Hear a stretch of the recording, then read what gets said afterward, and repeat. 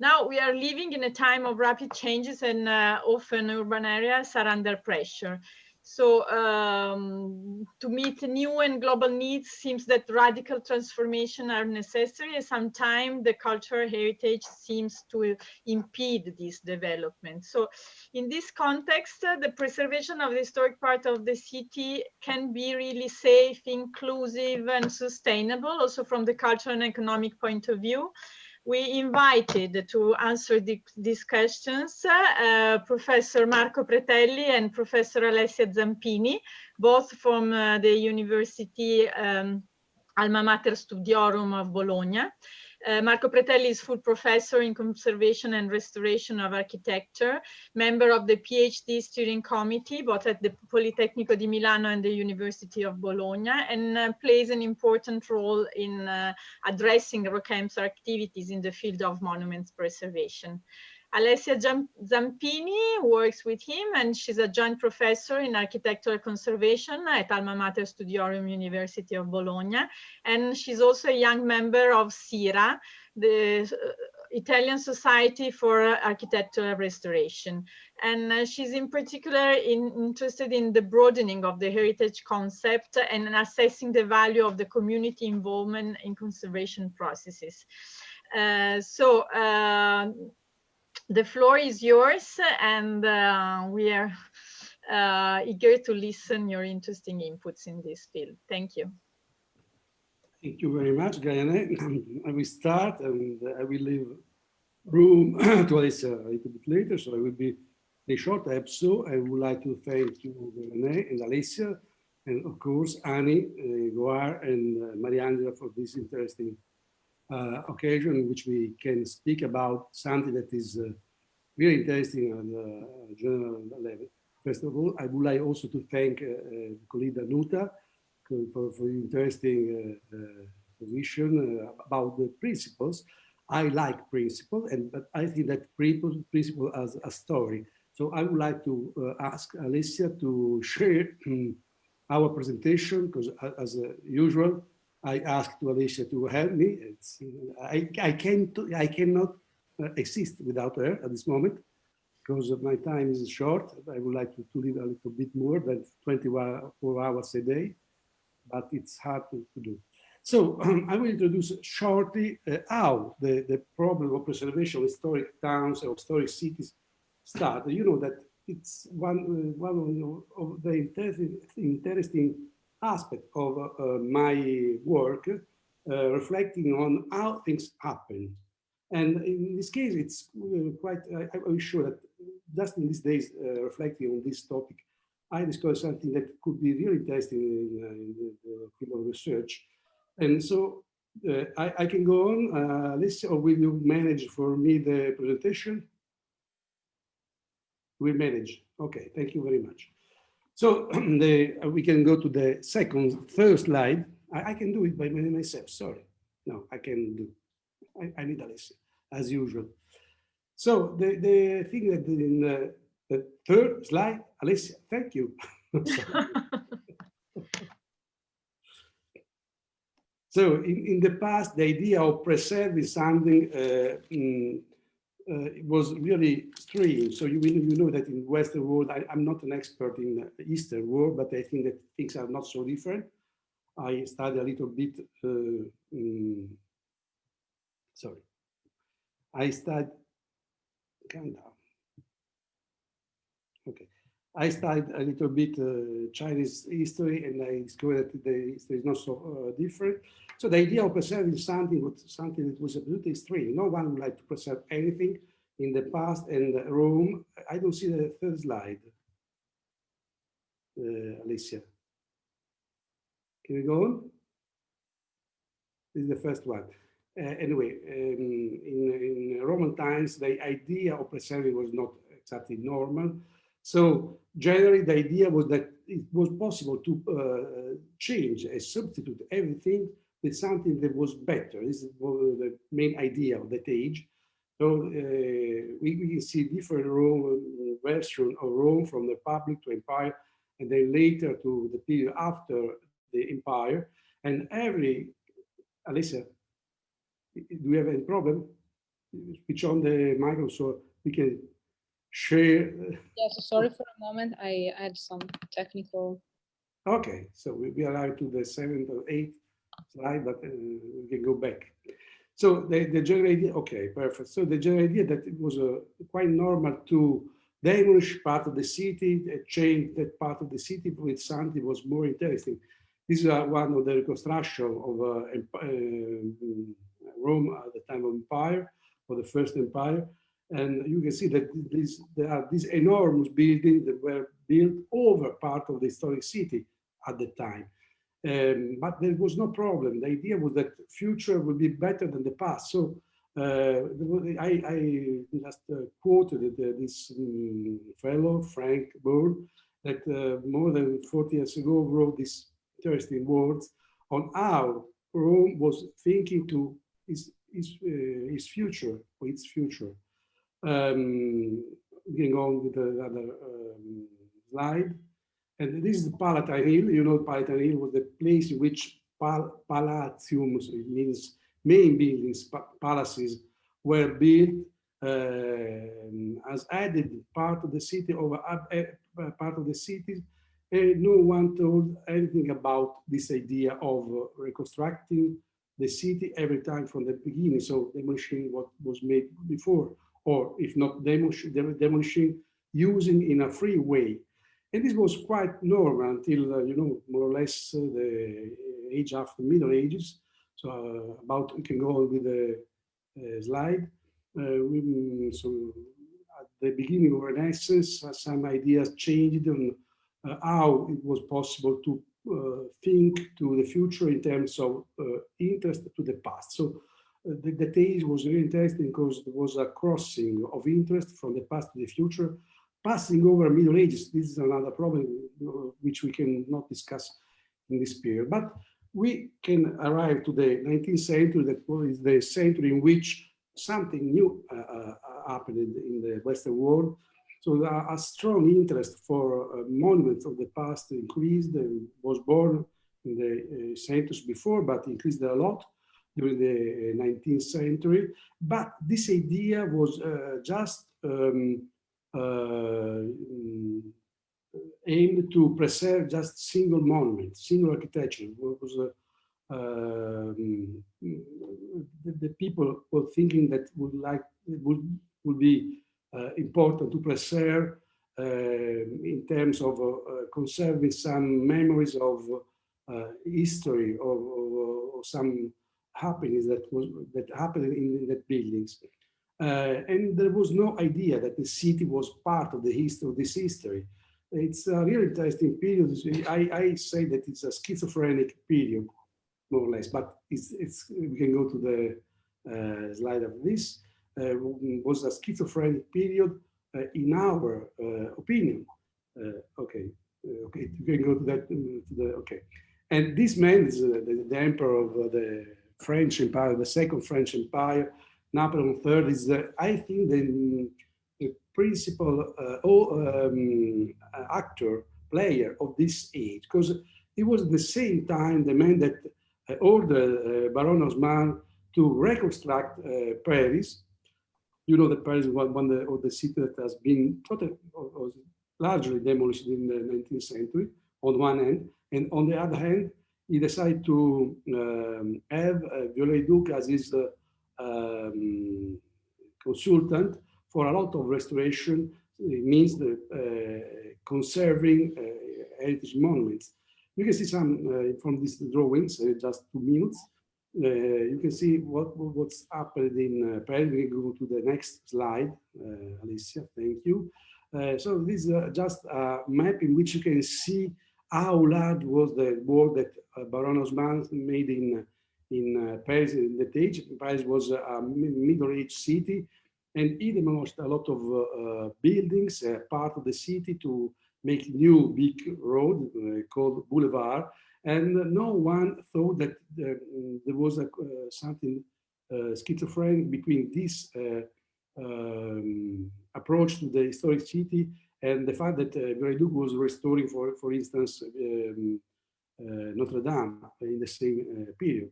But this was quite typical of that century. at the end of the century, we can go on, something changed. So I can just quote this important Italian architect, Gustavo Giovannoni, for a lot of people that was working on this goal. So the idea was to preserve at least a part of the historic city that was the background, became the background to main monuments. Means Gustavo Giovannoni thought that would be important to preserve the city because it was part, as just a passive part, but it was the background of historic monuments. Go to the next one. And this is quite important. It was not a linear process. Something had changed. You know, this man was the dictator of Italy for more than 20 years.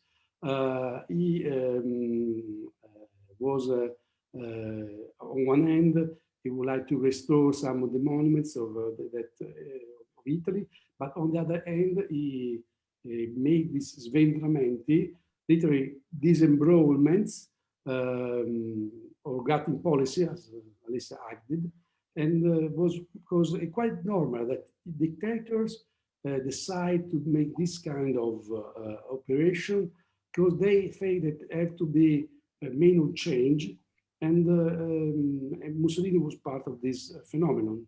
You can see some of the drawings that and photos of some operation related to Rome of the Tage. We can go to the next one. After the Second World War, something changed in Italy, but not just in Italy. And the idea of preserving historic city became quite popular, not just between restorers, but also between the people that were studying urban phenomena, like in this case, it was the plan of Assisi in Umbria, in which the attention to the preservation of the historic town by Giovanni Astengo, was one of these men, was really deep, and he was really interested to preserve the historic city. So the story started from the beginning, in which no one was interested to preserve the historic city, to this situation which all people working on the historic city and on urban studies is interested to preserve. The next one, because I finished my time. And nowadays we are in this, or at least in Italy, in this situation is the plan of Bologna, the city in which I live nowadays. And the plan, the urban plan of Bologna is really careful to preserve the historic town. And so the idea is that historic city, as Danuta said before, has to do with the population that had built and inhabited it for centuries, and society is the city is part of the society is part of the city. So nowadays no one is interested to demolish historic city in Italy, but not only in Italy. We can go to the next slide. But we have the same phenomenon all around Europe, all around Western world. This is some examples of French Loi Marot Act effects. In the 60s in France, there was the same situation. France probably is more pragmatic than Italy. And they decided to act through fiscal leverage to help historic city to live for the next centuries. We will do the next one. Marot said that la restauration concilie des impératifs qui pouvaient paraître jusque la repose, conserver notre patrimoine architectural et historique et améliorer les conditions de vie et de travail des Français. I apologize for my French pronunciation, but the idea is that conserving something that is important for the welfare of the people. And Marot was writing this in the 60s, but nowadays we can say not just for les Français, but for all the people from the world. So, and it's quite common to see that people living in the historic towns live better than in new parts of town. It's strange, but we have to recognize that this is true. Go to the next one. And Loi Marot was really interesting because the idea was to preserve the facades of the historic towns, not just the structure, but it's when you go in some part of France, you can see that the RAM is very effective, is working really well. Now, still nowadays, there are new version of this law, but it's working really very well. Okay, we can go to the next one. We have just two more. This is another country, Spain. Also Spain, that has a totally different history from France, from Italy, from the rest of Europe, because there was a dictatorship until the 70s. Also in Spain, after the dictatorship, something changed, and also in Spain, they started to preserve historic towns in a different way. There's a big debate about facade preserving tourist interest and so on, but the idea is that preserving historic city is important. The next one, so I finish. And there are a lot of examples in Spain nowadays from Alcoy. Okay, we go to Alcoy, Gibraltar. There are different situations, but what we can say that in general throughout Europe, with reference to issue of conservation of the fabric of the historic city, ideas is adopted that can guarantee its survival according to different criteria in the conservation of the heritage, conservation of the exterior facades, maintenance of the resident population, and so on. But now it's accepted, generally accepted, to preserve historic cities is important just to give help to the society to improve, to live better, and so on. And sustainability is one that became a part of this general problem. I finish. Alessia, it's up to you. Yes. So thank you. I start from here. As we have seen in this presentation and so far, is that these historic districts are being part of our historic cities and being the expression of our historic urban landscape, are a mix of tangible and intangible elements that are not only the urban setting, the architectural form, but they are including also other different issues like the landscape, the ancient activities, relationship that is created inside the city. So it's a very more complex and enriched idea of heritage, and it's related also to the historic district, as we have seen. And now we have to understand how to preserve this historic city. So their preservation, the policies that we can have are truly to be really made of an integrated process and putting this heritage as a center, as a core of their development of their process. And they also should be led by the values that these historic districts are representing, because they are like an expression of their own identity, which is specific all around the world. We have seen some pictures of every very different kind of historic district all around the world, in Morocco, in Italy, in Ecuador, in South America. So very different kind of features. And there is this very interesting document and report prepared by the European Commissions that is named the Cultural Council for Europe. This is precisely emphasizing how this kind of policy and putting the heritage at the center of this kind of approach could be led us toward a real sustainable development. And a real sustainable development that you can see in this very good infographic, which is very resuming all the topics that are involved by this kind of activities, can make us understand how this process can truly affect the cultural sector, the social aspect, the economic, and also the environmental sector of our society. So these kind of policies should be truly effective and be very sustainable. Also, as Danuta before was quoting, these sustainable development goals that were set by the United Nations 2030 agenda make us clearly understand how making a good policy could help us and reaching out all these goals. There is one, the 11th one, which is specifically addressed to sustainable cities and communities. But we can say that if we go through each one of the specific targets that are articulating each goals, we can see how taking care of our heritage and also having this more holistic approach toward the historic district can help us in reaching out all of these sustainable goals.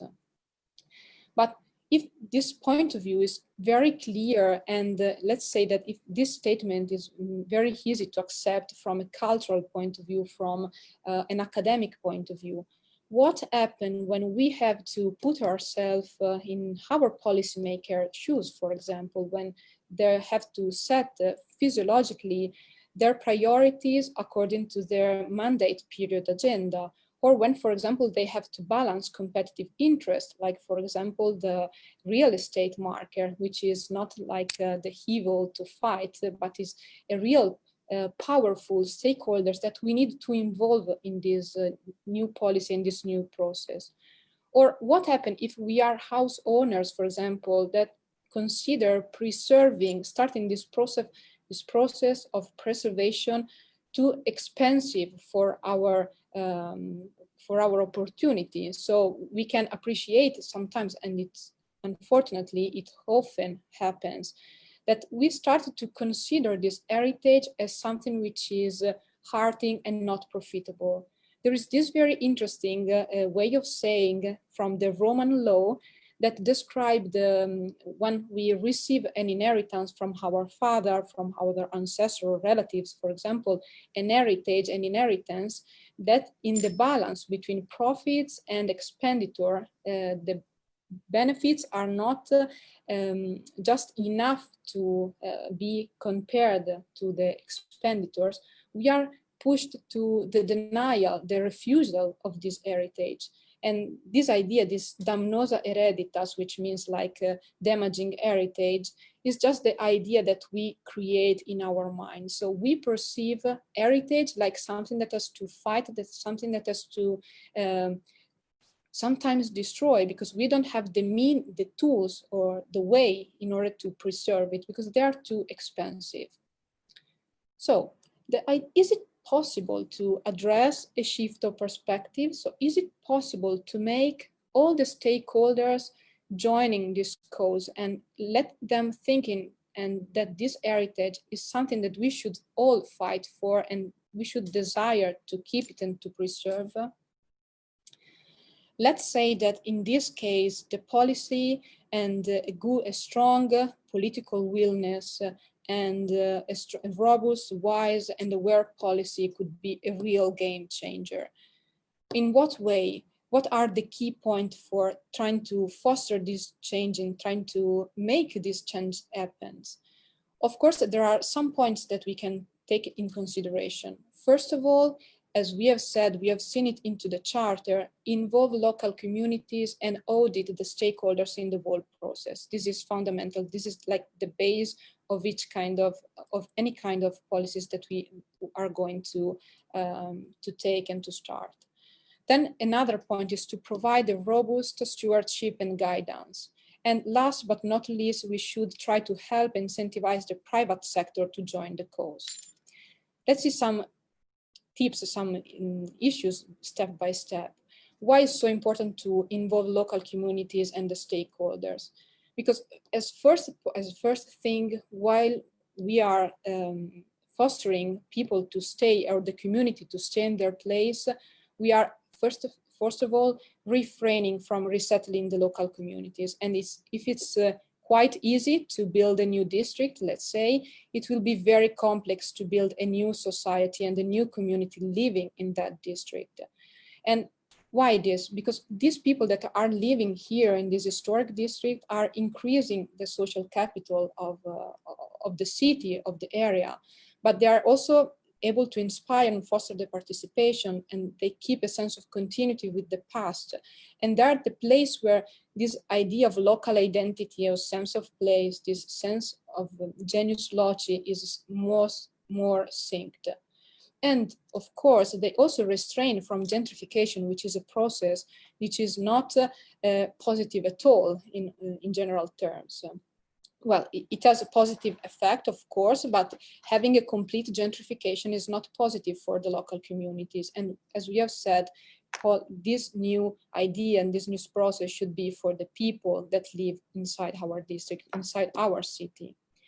And moreover, there's one thing that usually the policymakers didn't take so into account, because usually this kind of process are considered time consuming, are very long, but what they probably don't take into consideration is that they create a great awareness, a great pride of the sense of belonging to the part, but also they produce a better understanding of places, and they increase the quality of our proposal. Of course, because people that are living in a place can give us and suggest us new way of thinking, new way of also reading a place and understanding problems that we, for example, as urban developer or urbanist cannot be able to immediately catch. Or moreover, these strengthen the community and let increase this sense of we feeling, which is for the cause, for the preservation of heritage, but also toward the policymakers, so that people can see these their elected official as someone who really care about their opinion and their interest in collecting their opinion and their proposal. Moving on into the next step, is very important to provide stewardship and guidance. In what sense? It's very important that the local and that the public agency keep the and control this process, because they are like a guarantee of the quality of the intervention. But we need also to emphasize and to help this quality of intervention. And for this reason are very useful to provide a technical guideline for the preservation intervention.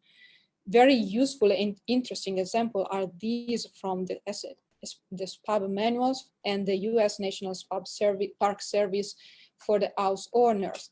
These are manuals that the public agencies are providing to house owner in order to understand how to monitor their house, how to lead, how to conduce the main maintenance activities on their house. And they are very, very important.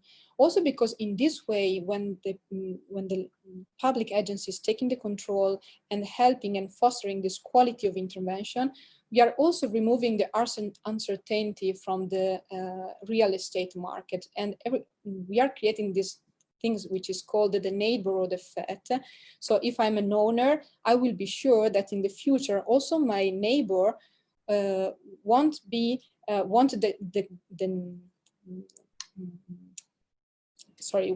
take care about, he will for sure take care about his property, and also it could help us in setting long-term policies.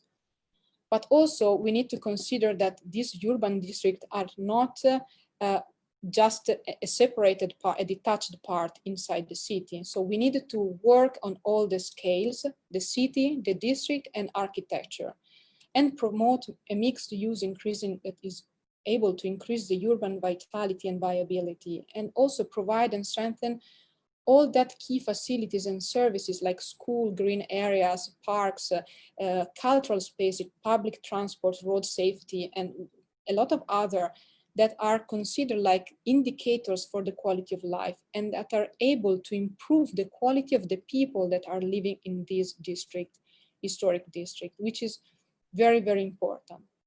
And as a last thing, we should help and incentivize the private sector to join our cause. Let's see some tools which are policy tools or financial tools. Let's say some of these. First of all, let me say that as a general recommendation, a social housing part should be always kept because this preserving the lower income resident to stay in the district can limit the gentrification process, and also could be able to foster the improvement of the quality of the life of the people living here. And once again, we are working on this society, on this idea of community. And moreover, this kind of activities can also be seen by private investors like pilot projects that can boost other initiatives. Or, for example, we can try to set a specific fund for the preservation intervention. For example, in Budapest, in Hungary, the statal agency decided to set a specific fund where people that have low income, low wages can access in order to restore their houses. In this case, this grant, these funds can be provided by international banks that are willing to invest in this kind of process. But also, let's think about some private foundation. And I have in mind mecenates and philanthropic foundation. Let's just to quote one, for example, the Aga Khan Trust Foundation, which is working in India, for example, or the bank foundation that has a very strong role. For example, in Italy, there is this interesting project, which is called Cultural District, which is run by a bank foundation that is providing and financing a lot of projects that are increasing and improving the growing capacity, developing capacity inside specific area. Or let's say, for example, the private contribution, thanks to crowdfunding or system of that are helping and emphasizing the participation of private company or private citizens, like for example, the art bonus, which is working thanks to a tax credit system. Or we can also try, for example, to think of a system like the one which is established in France. Here, what happens every time that a private is asking for a construction permit and when is paying the tax for obtaining this license, a percentage of this amount of money is saved by the local administration in order to finance eventual archaeological excavation, for example. We could set the same kind of policy for the preservation policy of the district, for example. Or we can try to set some incentive to private investment. For example, in Broken Hill in Australia, what happened? The local administration, the statal agency decided to make correspond to each dollar invested by the private corresponded to $1 invested to the local agency and to $1 invested by the national agency. In this way, thanks to the tax revenues that this kind of policy created, things that for $1 that the public agency spent, $14 of income were created. So very fruitful can be sometimes. Or we can set some public-private partnership, which are very turning the world and the way we are seeing this partnership and this help between the public and the private interest. Or we can act directly on the taxation, for example, providing lower direct taxation on the preservation cost. For example, in Italy also, if you are paying a company for having a new building or a restoration building, also the prime matter, the prime materials that you're using are taxed in different ways in order to foster and reduce the cost. Or that we could use some, and we can support some tax credit system, like which are corresponding to specific expenditure. It's the case of, for example, of the historic tax credit, which is set in the USA. So when you are spending for restoring your house or restoring your mainly your house, because it's for the properties, you receive a tax credit in change. Or there are some policy, for example, that try to reduce or remove completely, for example, the inheritance tax. So when you are inheriting a house which is inside a preserved district, a designated district, you're not paying the inheritance tax. Or other example can be, for example, the access to loan at favorable rates. or sometimes also, this is more technical tools, in some case for low-income owners, some local administration provide a free of charge technical assistance in order to set the real technical project of restoration, of preservation of their house, of their properties. Obviously, reducing it to a very limited portion of owners in order not to make an unfair competition with the architects that or technicians that are working in the city. And at the same time, these tools, these financial tools and these policy tools should be taking care also of securing the local economy, which is so important for increasing and improving the quality of life of an historic district. So, for example, all the financial helps that we have seen can be directed also for those who want to open or keep a traditional activity or a local entrepreneurship inside the historical district, or which is very, very important, and also the ROCHEMP Center is trying to do this kind of activity, is to set training program from local communities, because it's help us increasing this capacity development, revitalize the traditional craft and the typical production.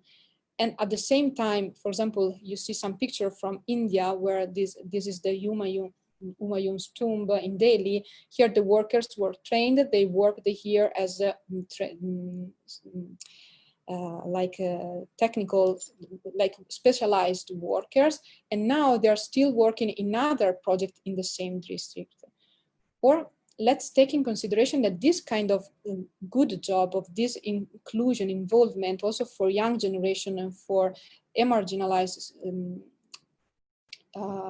part of the citizens are very important also to create a better quality of tourism that can involve the local communities and that can foster a cultural kind of tourism, which is now even more and more interested in having an experience of tourism, a real life experience when they are visiting places. Also, for example, at Benadou in Morocco, same kind of activity.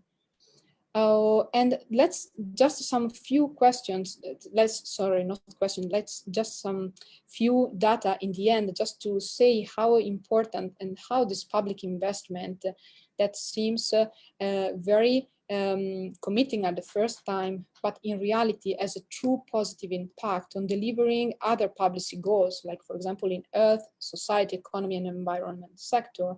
And immediately they are able to reduce other sector expenditures. For example, there are very interesting data that are testifying what I'm trying to say you in these documents that I've reported here, documents from the World Health Organization, or also in the report Cultural Heritage Comes for Europe that I've cited before, are providing very strong data in order to test and to prove this idea that other sectors are subjected to less expenditure. If we work, for example, on the quality of the public space, we need to spend less for the public health.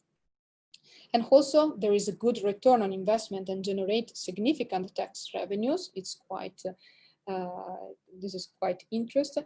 And also for what concerns the job creation, let's think that there is this study from the World Bank that is saying that one direct job that is created in culture sector produce 26.7 indirect job in other people that are working in the food, for example, industry or service industry, tourism industry, and so on. And moreover, they're a catalyst for innovation and creativity, which is not the last point.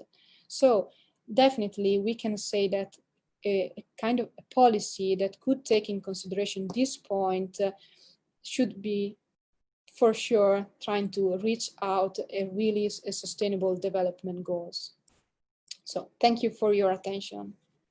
And these are some, just to conclude, some very interesting sources that you are interested, you can check because they are very interesting and free to download on internet. So. Thank you very much, dear Alessia and Marco. Your presentation was really interesting, as it gave us not only a complete picture of the situation, but also some optimism about all the tools that we can try to use for a better future and a brighter future.